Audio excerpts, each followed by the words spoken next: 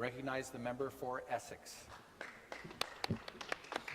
Thank you very much, Speaker. Thank you to my colleagues for that wonderful ovation.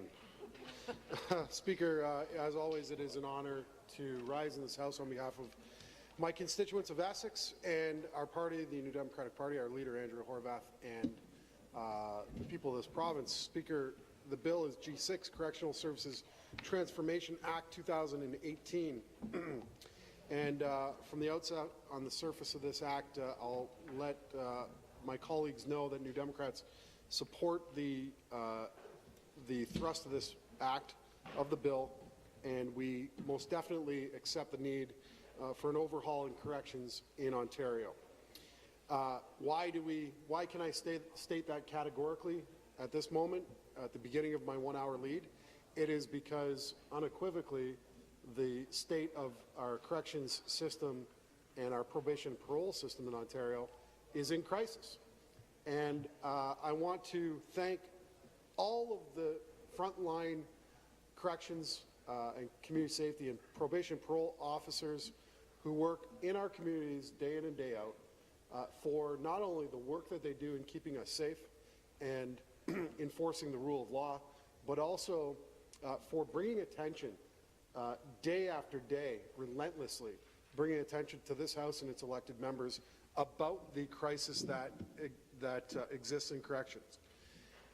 And I'll give a shout out to just a few of those that I've leaned on quite heavily to gather information and to learn more about the crisis and about some of the remedies. First, Smokey Thomas, president of OPSU, Chris Jackal, Randy Semprega, my friends Jack Benny and Sarah Benny. Jack is a corrections officer, Sarah is a probation parole officer, and Danielle Duplain-Sablon, who is a probation parole officer. They are dedicated to the work that they do. They're dedicated to providing safety and security for our communities and also for the people that they are trusted to guard, and as guardians and as custodians of those who are in the system.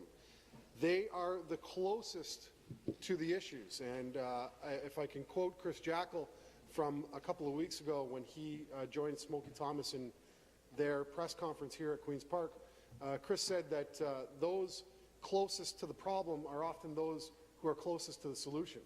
And that means listening, learning, and applying the resolutions, the programs, the policies that should be born out of that knowledge, out of that literal institutional knowledge that those frontline workers have about what the issues are that have created and led to the crisis in corrections, but also that can potentially alleviate these issues.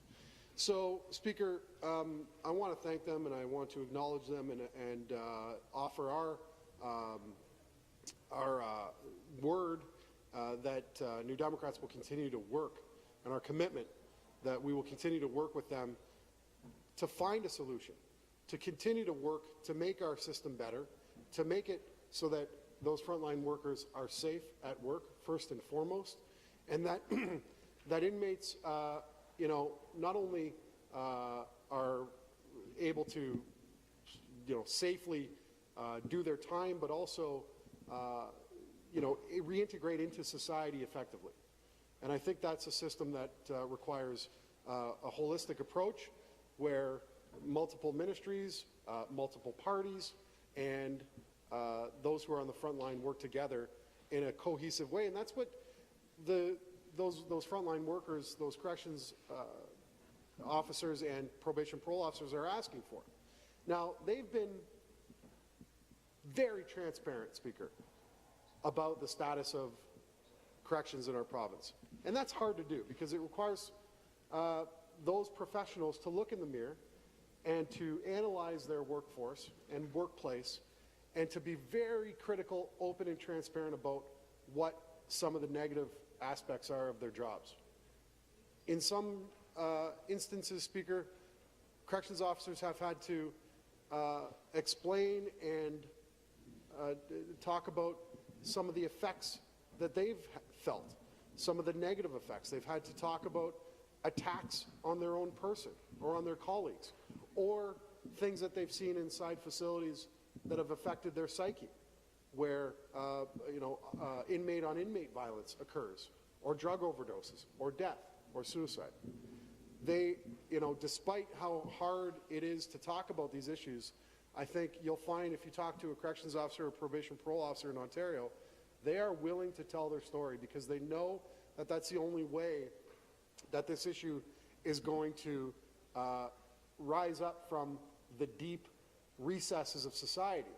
And Speaker, in my term, I've had two terms as our party's corrections critic, and what I think is a constant is that in society and in Ontario, maybe this is the same across the country, but when you go door to door and you talk in your neighborhood, Tim Hortons or community center, the status of our corrections and community safety system isn't top of mind.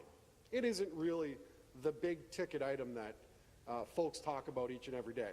Unless you are intimately involved and have been, unfortunately, a part of our penal system or our criminal justice system, then you don't really give it too much thought on a day-to-day basis.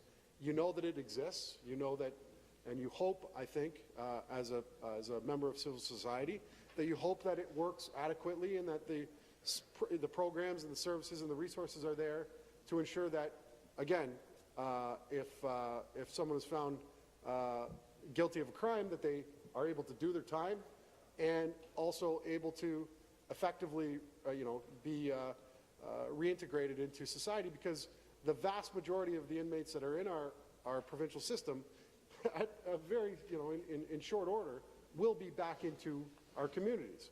And if we aren't effectively ensuring that there's, programs that address some of their issues, whether they be mental health issues or whether they be drug, alcohol or addiction issues, or a whole socioeconomic issues, or training, or education,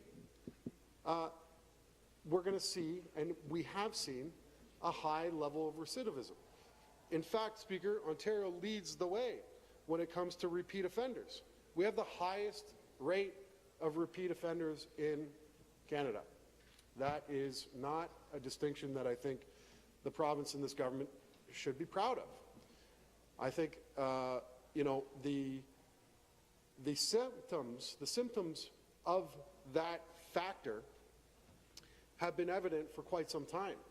It's a government that has been bent on austerity, that has cut vital services and resources to our frontline public services, specifically corrections and probation and parole officers, that has exacerbated the issue by not ensuring that the capital resources have been put in place to bring our facilities up to standard. Bricks and mortar make a difference. When you don't have a facility, or you have a facility that was built a century ago, that doesn't facilitate programming of the 21st century. That's concrete walls and bars. We have evolved. The data is there. The science is there in terms of programming and resources. And I'll say that a lot throughout my speech, Speaker. But we know that we can effectively support those who find themselves in the criminal justice system with comprehensive programs. And our corrections and probation and parole officers are on board with that. They don't want to see these people coming back into their facilities every month, every week, every 2 years. They want to see people come in, understand that what they did was wrong, that they can change their ways, that they can be a productive member of society. But they're not given the resources to do that, Speaker. They are given the bare bones resources, simply custodial services. And that's a shame, Speaker, because we're doing a disservice to the profession, and we're doing a disservice to our society, to our communities. Speaker, this legislation, here we are, April the 9th, 2018. And know exactly what the start date of is of the Liberal government's tenure in this House as the government, but it's somewhere around 15 years ago. 15 years. And we are now at crisis level and a crisis situation in our correction system. That is symptomatic of 15 years of neglect, 15 years of not prioritizing the needs of the system, 15 years of really a degradation of that system and of those who serve the system. We called it. We told them, you're not actually adding the appropriate resources and services. What you are doing is cutting to the detriment of the entire system. Speaker, and how do we know that? Well, we have massive overcrowding in our provincial facilities. We saw that in Ottawa, where inmates were made to sleep in shower stalls. There was that much of an overcapacity of space. We saw incidences of the use of segregation, whereby the most famous case involving a gentleman named Adam Capet was in segregation for 4 years. That's 1,560 days. That's 52 months. 52 months without anyone raising a red flag and saying, this is not the system that we need in Ontario. This is not the system that's going to reform inmates, nor is it a system that is humane in any way, but it is the system that has been built by the Ontario Liberal Party and by the government of the day. So that precipitated the independent advisor, the SAPER's report on corrections reform. And, you know, we certainly accept and recognize the need for the SAPER's report and thank him for conducting that report, because it shone a light on this situation that, independent of those who are involved directly, really highlighted the fact that there's a drastic degradation in the system. And I'll tell you today, you know, as much as we are supportive of, again, the initiatives in Bill G6 and the reforms that it puts into place, and I'll talk about that later, as much as we support this initial thrust 15 years after the fact, this will not solve the problem. Categorically will not solve the problem. Why, Speaker? Because this government not only did not recognize the need for additional resources, frontline probation parole officers in our communities and corrections officers in our facilities, it didn't recognize the need to upgrade facilities in the legislation.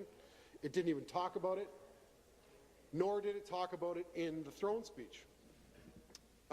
That's indicative of a government that is going to, I think, you know, if we look at past behavior, we will see that they will continue to do everything that they can to keep the issue under sort of a cloak of darkness. And that does a disservice to our society. I mean, what we're talking about here, Speaker, is one of the more fundamental aspects of our criminal justice system in Canada. It's, you know, we've had a criminal justice system since Confederation, and it's one that we will always, I would argue, continue to have. But we can no longer apply 20th century resolutions and priorities to a 21st century system that requires a lot more resources than the government is willing to put into. This is something that is fundamental to a civil and cohesive society. So what can we do, Speaker? Well, we can first, I think, as a government, acknowledge quite clearly, and I'd like to hear the words from this government, that they acknowledge that there is a crisis that exists, that they see the burden on our probation and parole officers that are in our communities that have caseloads that are just unmanageable. I've met with them, Speaker. I've talked to them. They've opened themselves up frankly. they're stretched, and but yet the solution is quite clear. They need more bodies on the ground. They need more caseworkers. They need more probation and parole officers. Some of these officers have caseloads of up to 80 or 100 active, cases. These are individuals that they need to follow up with, that they need to ensure are accessing adequate programming, that they're following the terms of their conditions of release. How do you do that juxtaposed with an ever-increasing bureaucratic burden on them to report a massive amount of information back to management?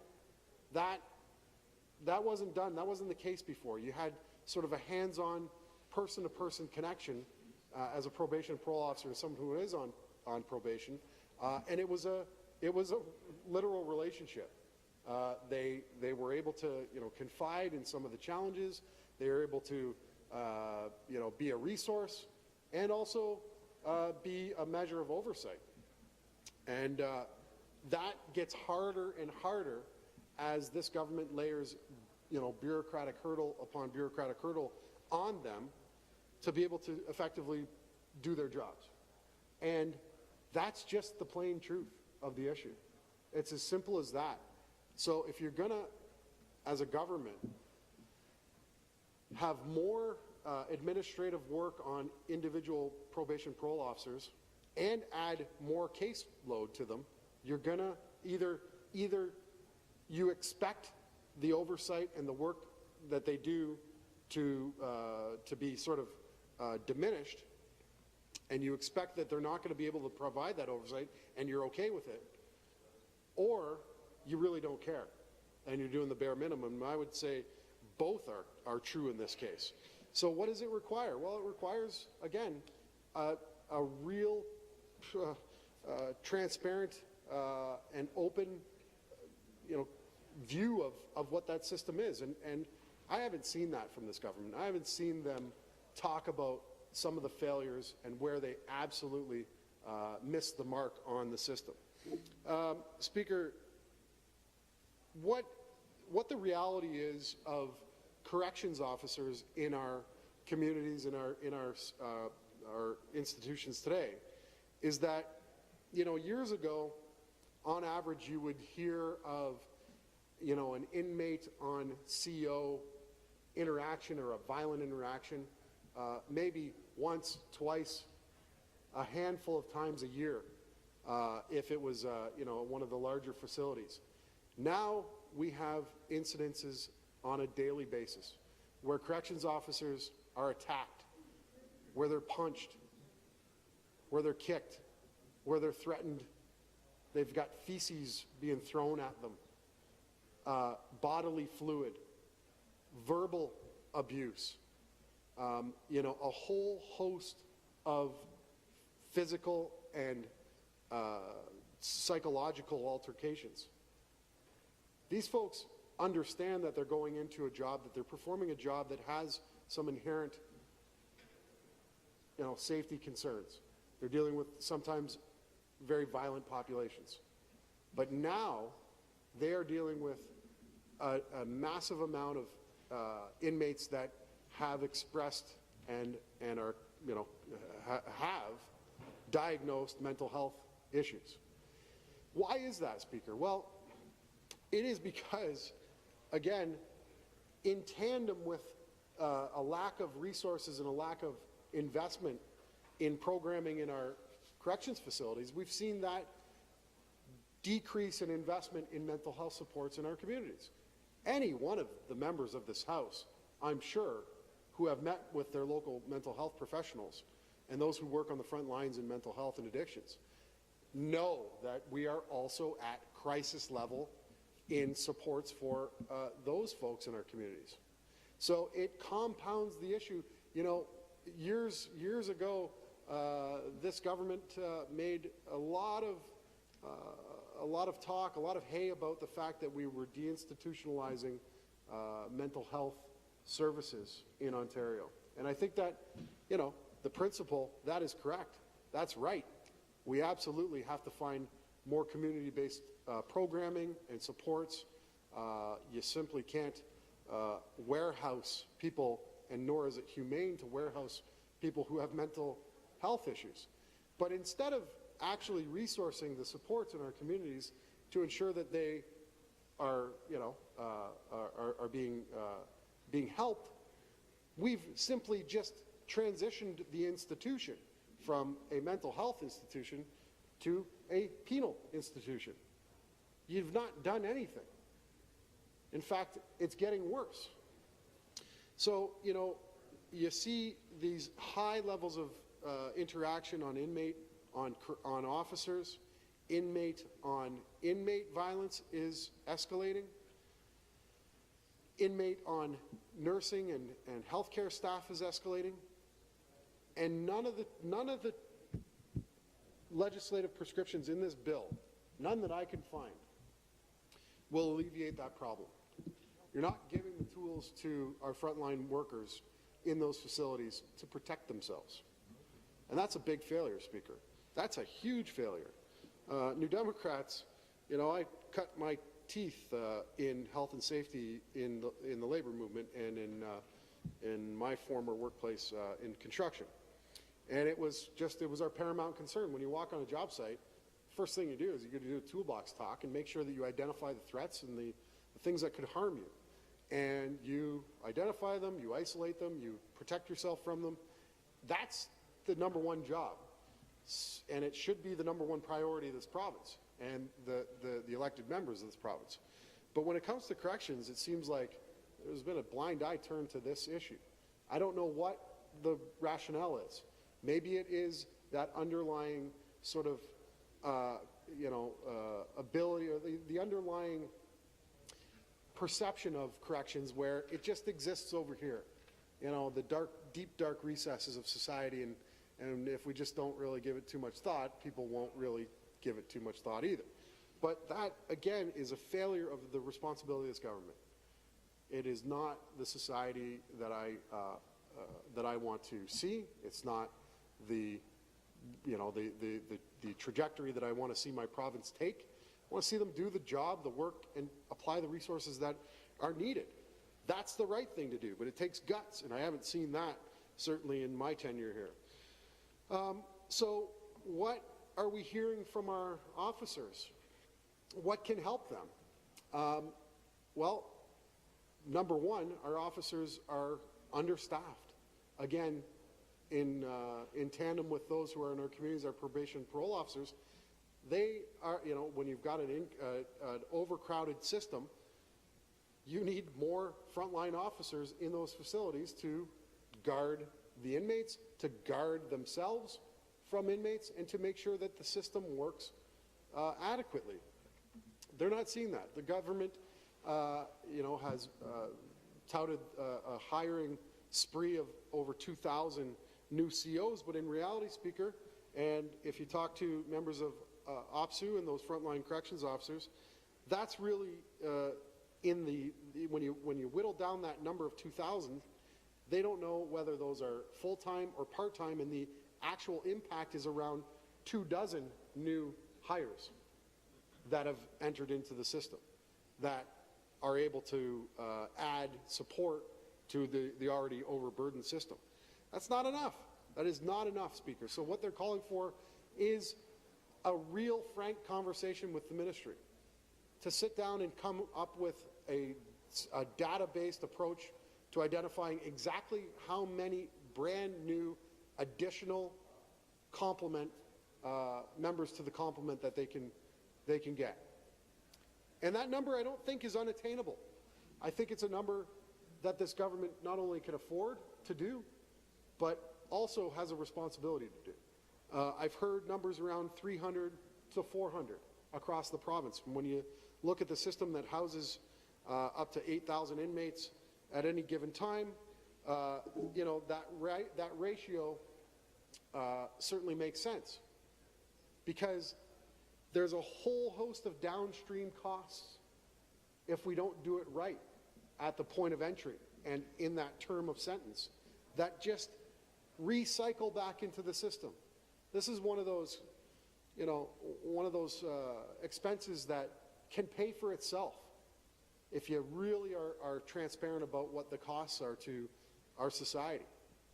And it's a cost that I wish parliamentarians and legislators and governments would be truthful about to our communities.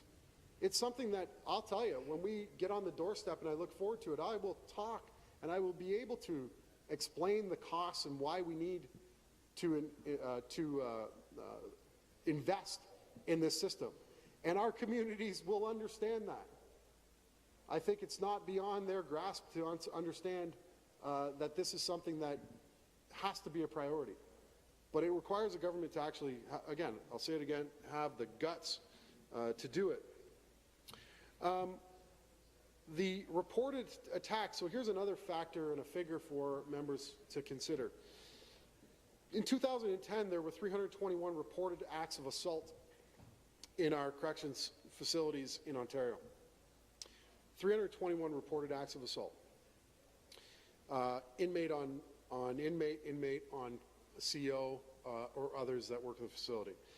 In June, from January to June 2017,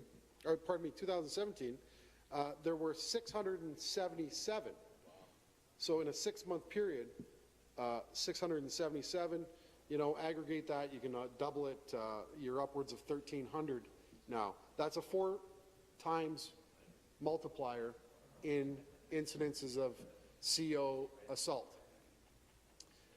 Things are not getting better, Speaker, despite all of the great talk and chest beating of the government. They have not effectively solved the crisis in corrections. It is getting worse. So, we point to this initiative in G6. Will it support the decrease of inmate interaction and violent interaction? Again, I don't see the resources. I will ask the question to the government, whoever's going to follow up on my 1-hour lead. Where do you see that this legislation will effectively, immediately, and strategically end inmate on inmate or inmate interactions, violent interactions? I don't see it because there are no explicit resources that are identified in the bill, and that may be something that they're leaving as a election goodie, something that might come out during the campaign, on the campaign trail, but this is the place to do it. And I guess I would say sometimes it's better late than never, but it isn't. Not in this case. You've never done it, and I don't think that you're actually going to do it because you had 15 years to start to remedy the situation, and you haven't done it so far. So our trust in this government and its initiatives and its legislative priorities is not there, I can tell you. And that, I think, goes for those who work in our communities in corrections and probation parole, and those that are affected too as well. I think, Speaker, I've talked about the fact that those who are closest to the issue are closest to the solution. And when you listen to their stories and you hear the impacts of their working conditions, it can only shock you. It can only shock you that this is Ontario in 2018, and this is a government that has a penchant for making huge announcements and big-ticket announcements, but yet when the solution is so clear and evident in front of them, they're reluctant to actually put the effort in and the political will to fix the problem. And I wonder why. It boggles the mind that a solution could be so clear, yet a government so far away from it. And so, we'll continue to press this government. We'll continue to work with our frontline, supporters in this, frontline workers in this field and in this industry.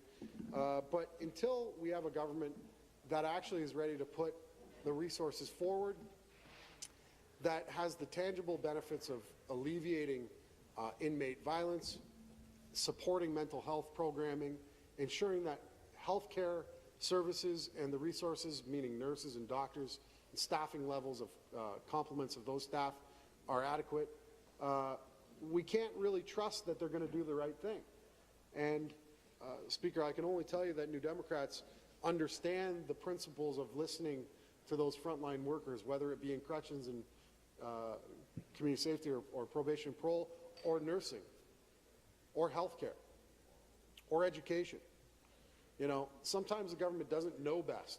Sometimes it takes some humility to get down into the weeds of the issue, acknowledge some of the problems that, you know, potentially you yourself as a government have created, and do the hard work to fix it and be accountable and open with your constituents.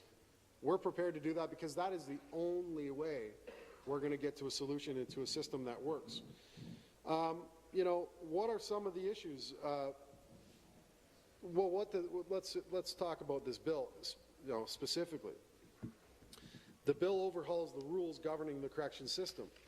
That general statement is a welcome statement. It's one that we think should continuously be, you know, reviewed, and should have, again, light shone on it all the time.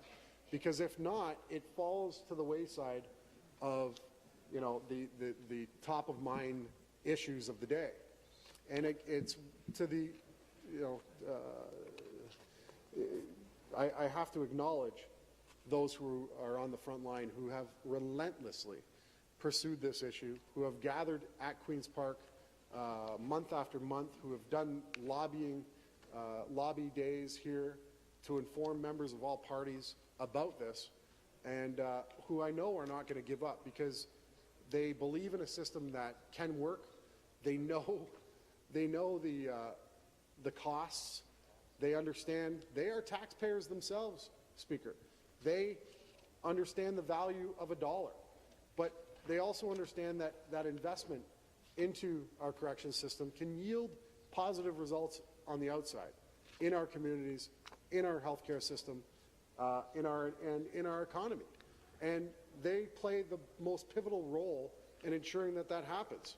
So, you know, we support this initiative that is going to make small steps towards some reforms to the system, but overall, this is a superficial sort of approach. It does a couple of positive things. However, there's an underlying issue that only a comprehensive approach to the resources that we put in will fix the problem, Speaker. As I stated, the legislation is largely a reaction to the findings of the independent advisor. The main reforms here relate to the use of segregation and the establishment of an Inspector General office with an independent ability to conduct systemic investigations. It sets out the minimum standards of living conditions and standards of confinement.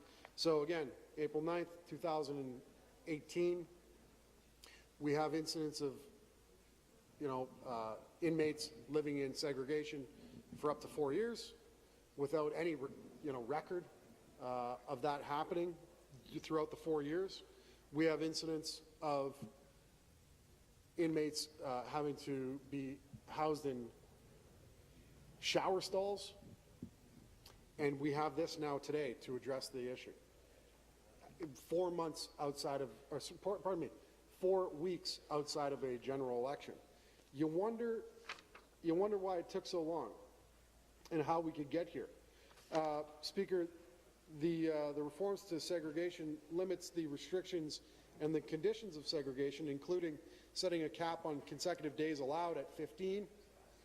And this is consistent with the recommendations of the Special Advisor on Corrections report, recent federal restrictions in place, as well as recent international standards for the administrative detention of incarcerated persons, which includes no more than 60 days total would be permitted in a calendar year period. This presumably is motivated by the political fallout from the 4-year-long incarceration and